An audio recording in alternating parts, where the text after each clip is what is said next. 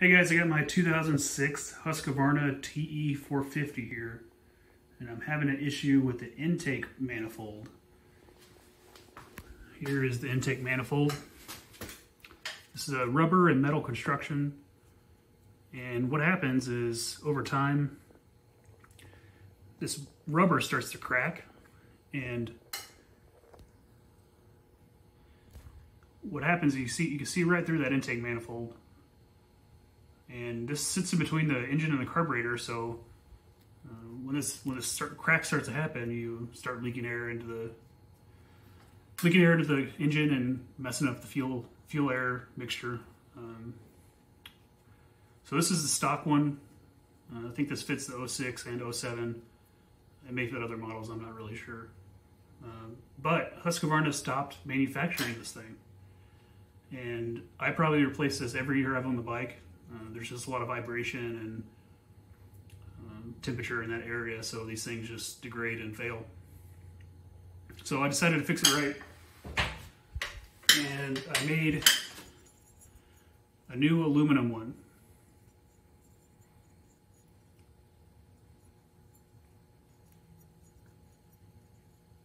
So this thing, I'm going to manufacture a number of them, and I'm going to sell them to you guys on eBay just to get your bikes back up and running, because without that part, you're totally screwed. Okay, so here's the old intake manifold. There's it's an O-ring that goes in this slot that butts up against the engine head. And then there's these 3 flange bolts that go into the intake manifold. This one right here is a pain in the butt to get to. Instead of super angle, you gotta push the intake manifold to the side. If you've taken this apart, you know what I'm talking about. And then there's a hose clamp to hold it all in place up to the carburetor. For this new manifold, you take 2-year bolts off your original setup, and those go into the 2 holes that aren't recessed. And then the kit comes with 1 bolt that's recessed, an Allen head. And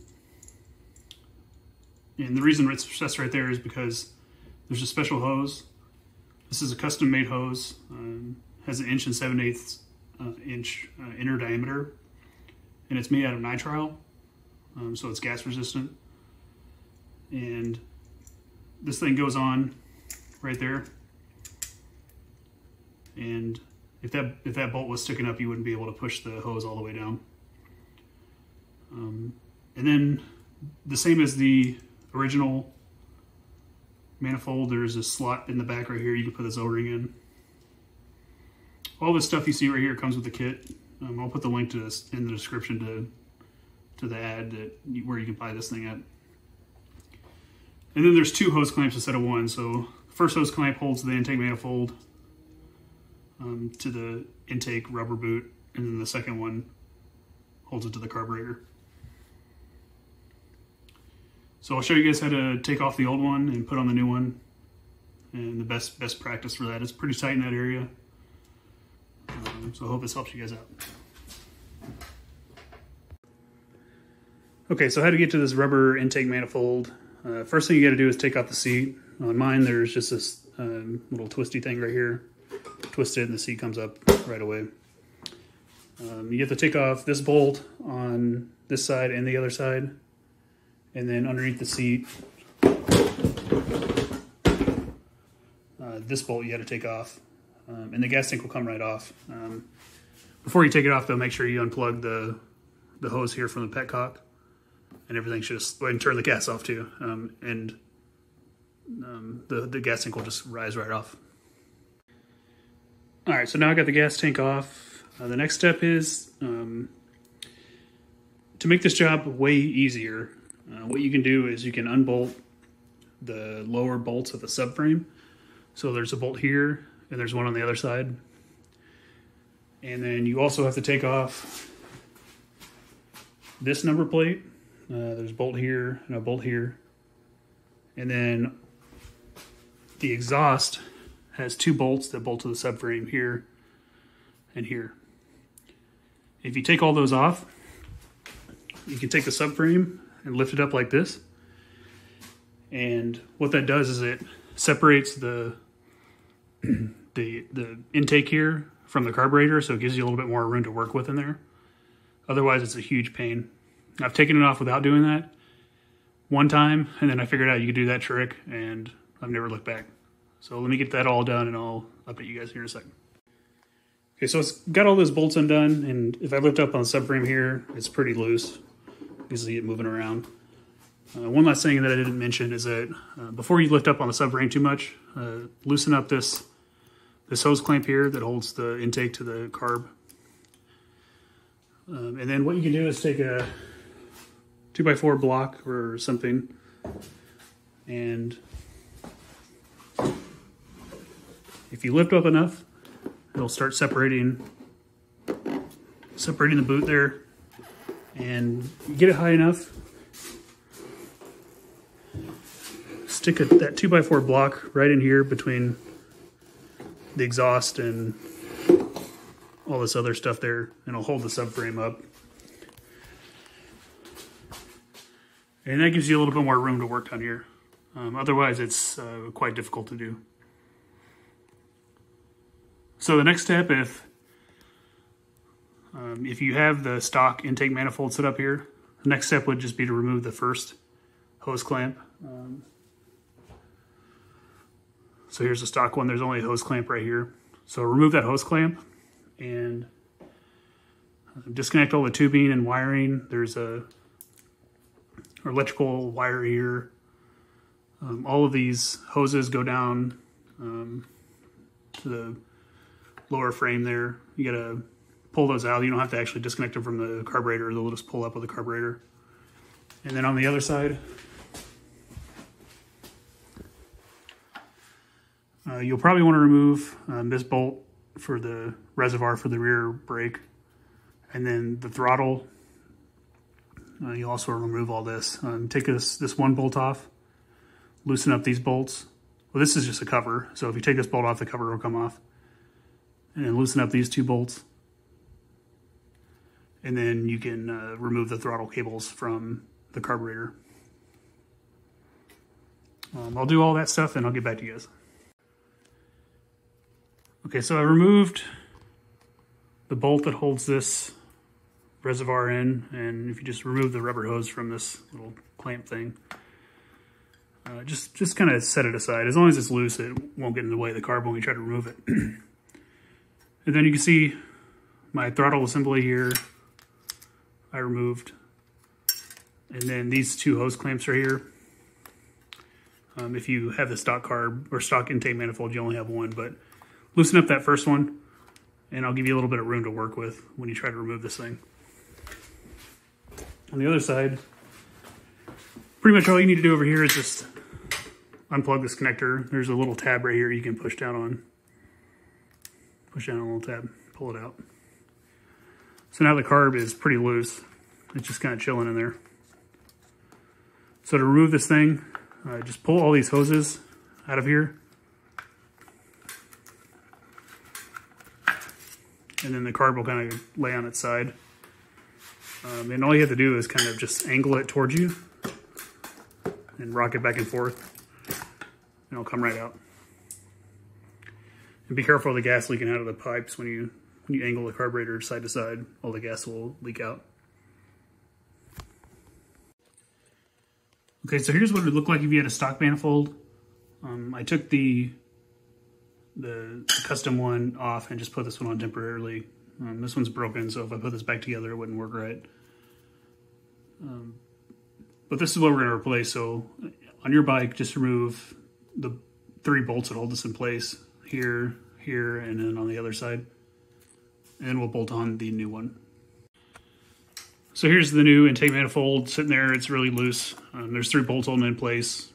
Tighten all 3 of those down. Before you put this thing on, make sure that you put in the O-ring that goes around the side where the engine mounts to.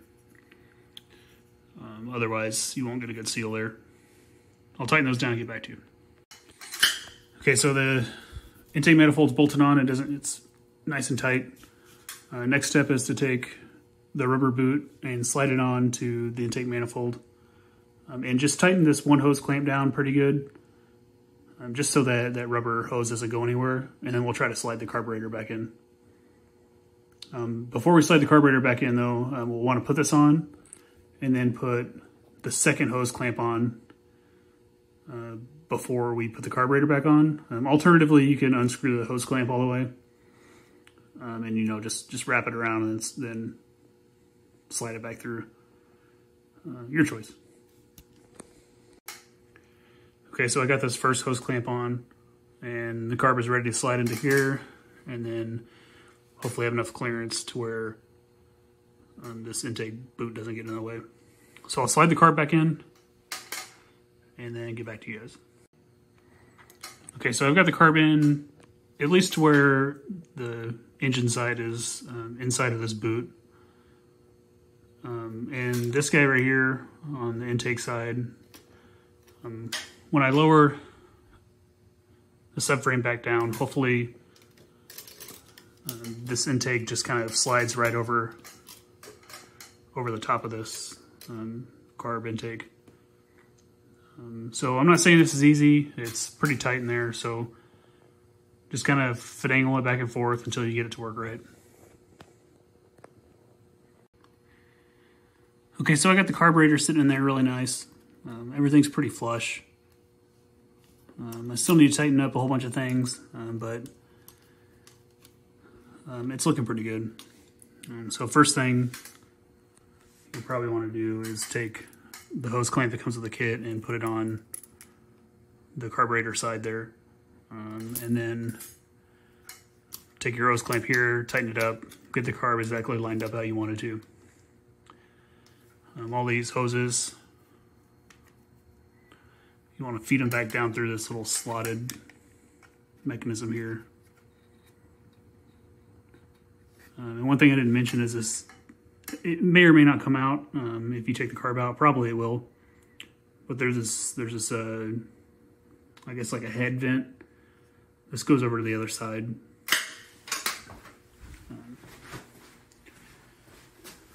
Goes up here to the top of the valve cover. And then on this side, I think it's easier to put the hose clamps on from this side with your screwdriver. Well, not required, but that's just how I find it easiest. And then you want to plug up your re-plug up your throttle cables, put that cover back on this carburetor, and reattach your cylinder there. So we'll get all that done and get back to you guys. All right, I got everything put back together. All my hoses for my carb run down through that little slot. I got my hose clamp on both sides here for the carb, nice and snug. And then on the other side for the intake. I replugged in my connector. And then on the other side, like I said, it's probably easiest to get to these through this side. Stick a screwdriver in right here. Got my cover back on and my bolt hold this back on, and then these two throttle cables bolts tighten down, and then re-put in my reservoir bolt. So other than that, I will need to put in both my subframe bolts here, and then bolt my exhaust back on here and here, number plate, seat, and gas tank. And that's all just the reverse of what I already did. So I'll do all that stuff and get back to you guys. Okay, subframe's all bolted down. These bolts are tight. Exhaust is back on. Number plate's on. And the last step is to just put the gas tank and then the seat back on. So when I see you guys next time, this job will be all done. All right, I got my gas tank and my seat back on. This thing is ready to rip. One thing I forgot to mention though is that this entry for the gas line to the carb has 3 O-rings that goes into the carb, and those O-rings fail very frequently. I think this is before they had like O-rings that were completely gas resistant. but now they have the nitrile and the FKM and other types of materials that are completely gas resistant. So I just want to let you guys know that I sell these things for like $7, which is really cheap on eBay. I'll put the link in the description, but basically you pay $7 and these things will never leak again.